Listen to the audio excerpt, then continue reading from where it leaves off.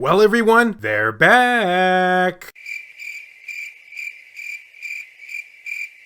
Oh, and I was talking about my incredibly large fingers for anyone who was keeping track. Too much information, I know. Greetings, fellow Vita fans. This is James with PS Vita at 2 a.m. coming at you once again with another apparently uncomfortable video. It's certainly starting off that way. And if you're new here and you like uncomfortable videos, don't forget to subscribe. Alright guys, we are now officially, unlike when I talked about that whole homebrew news topic, we're actually in the month of September now. I know, go fig, right? So, bearing that in mind, I decided that maybe it was time for me to show you guys what I've been playing this month, as well as what I have recently picked up. I'm gonna be combining both of them into a smorgasbord of PS Vita epicness or something like that. Or non-epicness, because you know this is PS Vita at 2 a.m. But before I begin, let me know what games have you picked up as of late, and what are you currently playing? Let me know down in the comments section. Okay, starting off now, as you can no doubt tell, this is a title that's in English, but is still very hard for me to say. Invizamals, I think that's the correct way? The Alliance. So here is a very oddball game, because it caters to the whole collectathon crowd. You know, the people that really like Pokemon, Digimon, Yu-Gi-Oh, that sort of stuff here. So when I heard that there was a physical copy available on the PS Vita, I just couldn't help but snag a copy of this, despite the fact that I couldn't give two darns about this genre. That's called me catering to my OCD, everyone. Though I ended up getting bait and switched on this, because you see, I'm a North American PS Vita collector, and thus I want to try and collect every single physical release that was available in North America. But as you can tell from the cover of this game, it is actually the PAL version, which I bought because I thought that that was the only version available for this franchise. I guess it's a franchise, right? But lo and behold, I literally, and I'm not even kidding with you here, guys, I literally found out only around 2 months or so ago that there actually exists a Latin American version of this game that has the official ESRB logo on it, much like the whole fabled Epic Mickey release, or an epic fail in my case. Yeah, I had no idea about it, so I quickly went onto eBay to see what it was going for, and yeah, I'm not going to pay that much. So the PAL versions will have to do. So now to explain this game, gosh, it's really hard. I guess I would say is that it's sort of like Pokemon Go before Pokemon Go, if that makes any sense. It doesn't. It uses that whole augmented reality thing that was a short-lived concept on the PS Vita, along with the AR cards. Though it actually does have 3D environments for you to interact with as well, and there's over 100 monsters to collect, and you have to collect as many as you can to, like, you know, save the world and stuff like that. Can you say redundant? Now, this is usually a type of game where I would tell you that the story is a throwaway, but no, surprisingly, the cutscenes in this game are very well done, and even in some cases use real actors, which sometimes they go on a little bit longer than you probably would want, but they're stupidly entertaining and engaging, and probably, I would say, is my favorite part of the game. I just barely started playing it, but am thoroughly enjoying it, and I might make a future video talking about this game when it comes to my future opinions. Now, if you'll excuse me, my OCD is a call-in, and by that I mean let's move on to the next game.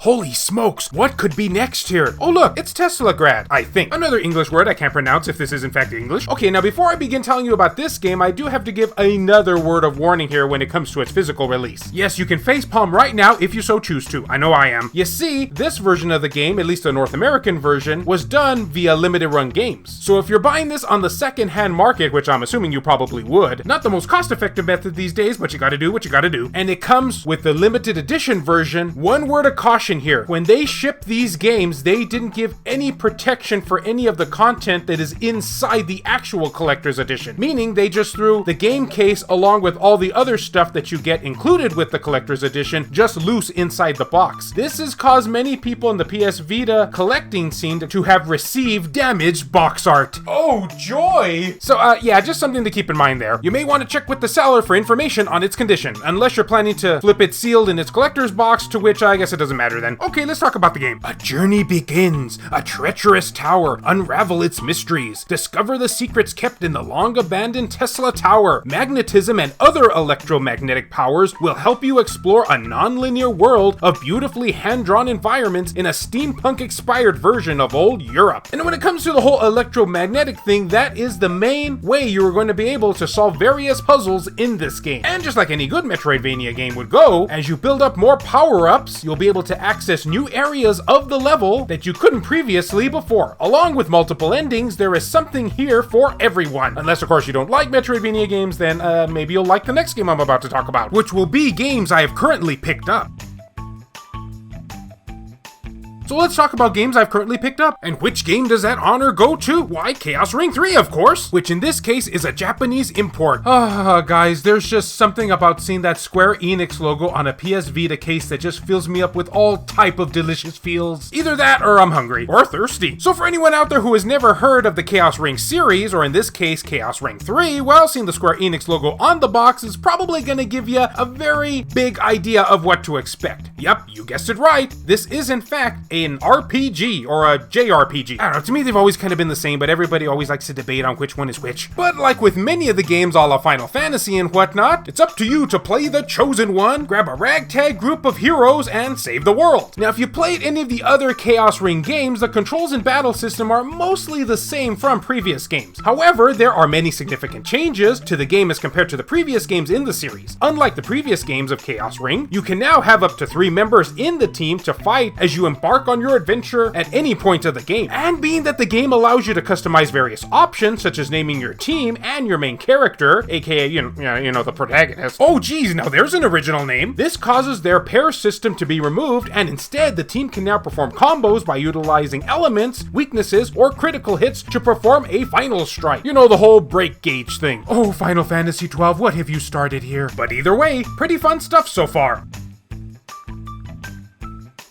And next up, we have yet another Japanese import game, Metal Max Xeno. Now, I will admit here, when I first saw the cover to this game, I was thinking that maybe it was going to be some sort of, I don't know, Star Wars-like game. I don't know, maybe I just have too much Episode 4 on my mind here. But the whole desert theme and all that's on the cover, it would give you the illusion that it's all about that. Which, yeah, I guess it kinda is. But at the same time, not really. So the story goes in this game, or at least from what I've read on the internet, because this is, as mentioned before, the Japanese release, it's set in a post-apocalyptic Japan where these like giant dinosaur mech robot things have completely obliterated most of the earth, and you, along with a couple of survivors, got to try and survive, along with taking on these mechs, which apparently can only be defeated via tanks. Whoa, did you guys hear that? We're dealing with tanks now. This game has just got to be epic, because it's a JRPG, so of course you do. So you'll do turn-based combat both on foot and in your tank. Now I gotta say, the gameplay to this is extremely addicting. I found that once I had played the game for a couple of hours, I just wanted to get back into the action and upgrade my tanks and try to take on more enemies. Because not only can you acquire multiple tanks in this game, but you can also acquire them with a hefty amount of weapons, engines, turrets, and whatnot. It's pretty much left up to your imagination. And I have one heck of an imagination. Now the storyline in this, again, I just have to go off from what I've seen on the internet, isn't really that spectacular. This is surprisingly a JRPG that's more about the gameplay rather than the actual plotline. But again, I can't really comment too much on that because currently I'm playing it in Japanese. And since I don't know Japanese, you probably can guess how that's going. And for anyone who is interested in this game but yet isn't into the whole importing thing on the PS Vita, there also exists a PlayStation 4 version that is fully in English for you to enjoy. And if you do plan to pick up the PS4 version, just know that I'm going to be looking at you with judgmental eyes because you're actually going to know what you're doing.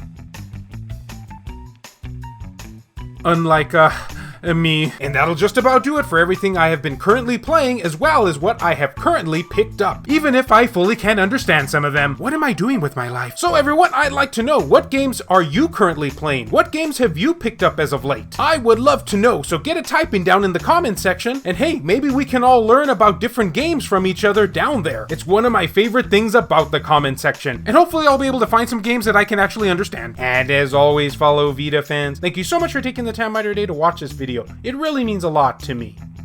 Love you all, and I'll see you next time.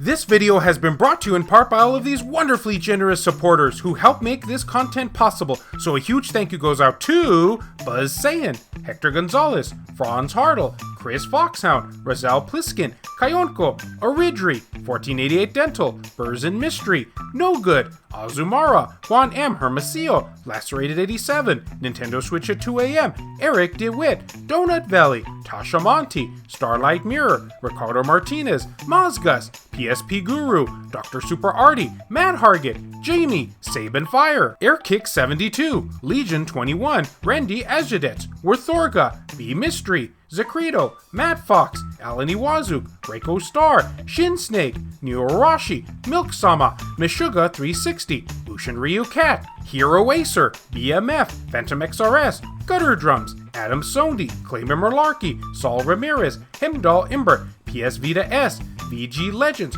Kyle Brooks, Richard Cruz, Jared Haddo, JR, Joseph Shavak, Kevin Enright, Silica, Per Sterner, Heston Joseph, Jale, H-Hitter, Crazy Cat, Adam Thury, Wendy K, Michael O'Connor, Rodrigo Vera, Sculpture Tugel TCG, and David Ray. And a big thank you to Michael Marchand, Thomas Cramet, and Drox13 for the recent outside donations. If you would be interested in supporting the channel and gaining access to a number of perks, including having your name featured on the end credits of these videos, or if you wish to remain anonymous, that can be provided too, then make sure to check the links down in the description below. I have numerous ways for you to do this down there. Can't support in this manner? Don't worry about it. I also have some affiliate links from both Amazon and PlayAsia for anyone who is interested in purchasing something from them. Basically, the way it works is so long as you use one of those links to just access their website, then anything you purchase afterwards, a small commission will go to help support this content at no extra cost to you, the consumer. I also have channel merchandise available, and of course, as always, likes and shares can help equally as much. You know what? I really need to get around to learning Japanese. This way I can actually know what the heck I'm doing in these games. Have I mentioned that I have no idea what I'm doing in these games? Because I have no idea what I'm doing in these games.